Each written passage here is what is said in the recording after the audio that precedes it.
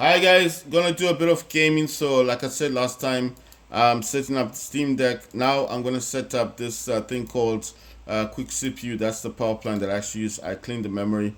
I'm gonna set this up for maximum performance. It will give me a notification. You see, it's just told me. It's just telling me. I don't know why this thing has got a problem with zooming in and out. No, I'm just saying every time. Right, I'm actually using my Samsung Galaxy Z Fold 4 to record. Now I'm just wondering what's wrong with the monitor. You see, it keeps like it was working a minute ago. I think every time I tap, you see, I'm tapping the screen and I'm trying to find a point where it can just where it can just zoom in. Right, so I had to tap the screen. You see, I was trying to tap it in the middle, here, like on the screen, on the camera, like tapping, because you can tap where you can zoom in, but it looks like it's got a problem with this color. So I had to tap it somewhere here. Like, I'm talking about the phone that I'm using to record. When you tapped it on the darker color, now it zooms in properly. You see what I mean?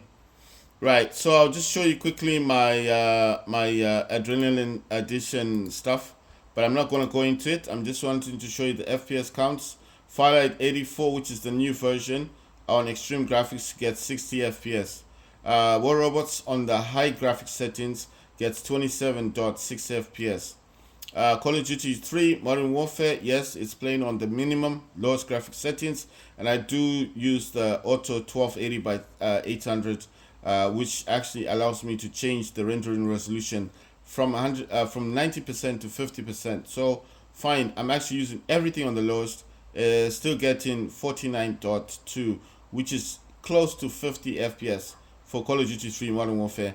And remember, this is the first LCD version Steam Deck, which I said I think is very, very impressive. Right? I mean, you have to remember, this is like the first Steam Deck that they released.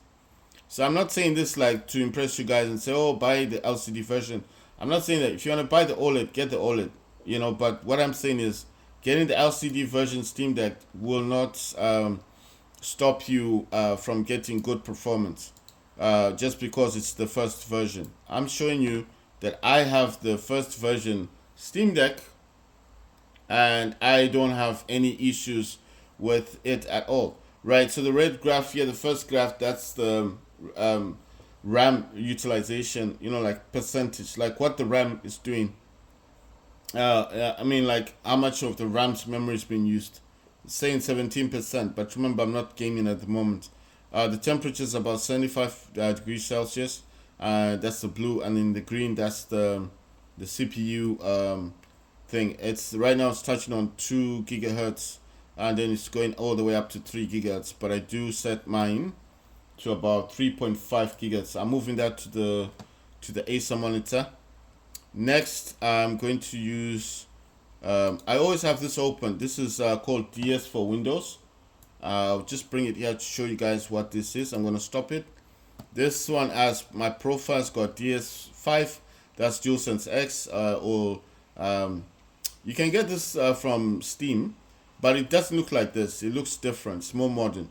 This is the older version. This is a DS4, PlayStation 4 program. So this is the same developer that make this also makes the one that you guys buy from Steam, which is the DS for Windows. I know you're probably looking at this and saying this doesn't look like the one that we buy. I know that. That's why I'm saying that this is not the it's not the new one. The new one is called DualSense X, but they shortened it to DSX, and that's the one they sell on Steam. But I'm showing you that this is the same thing. This is just the DS4. There's a DS3. You see, the same developer that made DS3, PlayStation 3 emulator, DS4, PlayStation 4 emulator, and the new one that you guys know as DSX, which is actually DualSense X, is for the PlayStation 5. The same person that made all of that made this. And it's the same thing. If you want to map this, it shows you this thing. You see? You can choose from the mouse, number pads, the num keys, the FN keys, all the letters, tab, caps, left shift, left control, left Windows, space. It's got all the stuff that you normally use on your games, even the number pads. The numbers are here, the numbers here. All the mouse stuff is here, middle mouse, scroll wheel stuff is here, left mouse click, right mouse click. And if you've got extra buttons on your mouse, they're also here. Left, right, it's got 4, 5, it's got, I don't know what that one is, but it's like an extra, these are extra buttons. I'll count the buttons that it's got L, M, R, then it's got 4, 5, and then it's got these, I think these are directional buttons as well. But if your mouse has extra buttons, you can map them. So I'm going to count them 1, 2, 3, 4, 5, 6, 7, 8, 9, 10, 11. So got 11 buttons you can map. If your mouse has those extra buttons, it has 11 options for you. So it's quite cool. And you can also color code the options as well. So if you don't want this, like you want the mouse just to be green, so you know if you come in here, you know it's all green stuff, it will appear as green. And then of course if you want to go in here and color code that to blue, the letters, you can. And then if you want to color code the FN keys to red, you can. But you can also select the color that you want to use. You can choose your own color. So it's not like you're stuck to this.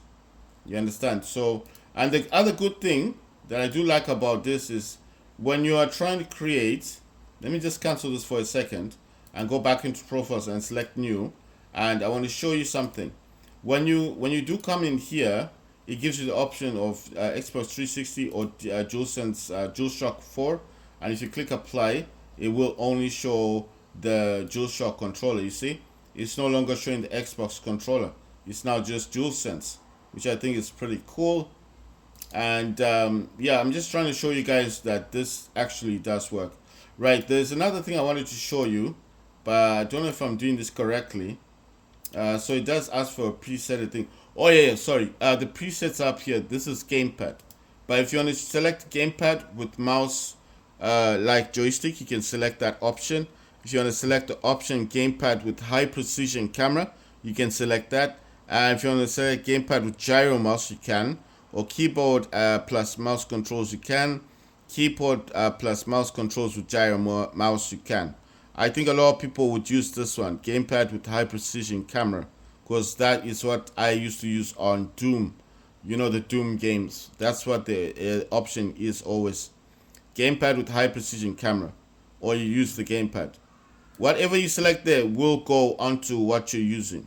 And this does give you Xbox or DualShock options. So it does give you that option, and you can map anything here. It's now giving me the Xbox because I didn't select what I wanted, but it is like this. I'm going to cancel this because I only use two profiles, the DS5, because I do use a DualSense controller, which is this dude right there, and I did select Xbox gamepad. I'm going to minimize this. I like using it like this. It does have this thing called settings. Sorry, let me just expand this. And when you go to device options, it actually asks, I've got DS4 controller support, I've got DualSense controller support, and I've got DS3 controller support. Like I said, DS3 is PlayStation 3, DS4 is PlayStation 4, and DualSense controller obviously is PlayStation 5. It does support Switch Pro controller and Joy-Con controller support. But I do not use those kind of controllers, so I don't have a point of using this. It also allows you to download some stuff if you need to. I think it says controller panel, profile folder, gamepad test, X input checker, computer driver setup. So the driver setup is like if you want to update any of the drivers for this program to work properly on your Steam Deck. And then yeah, that's it. Mine's got swipe touchpad to switch profiles, run at startup, runs as task or program. I went to YouTube, they said run this as a program instead. I've got mine as flash light bar at high latency 500 milliseconds. Start minimize to taskbar, close minimizes quick charge. And then I've got check updates at DS4 Windows startup.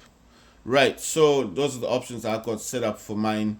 Let me put this back to controllers. Like I said, if I connect a controller to this, it will show up a profile, and I can change the profiles, and it will show how the gamepad is connected to Steam Deck. and it will show the level of charge for your PlayStation controller as well, which is quite good.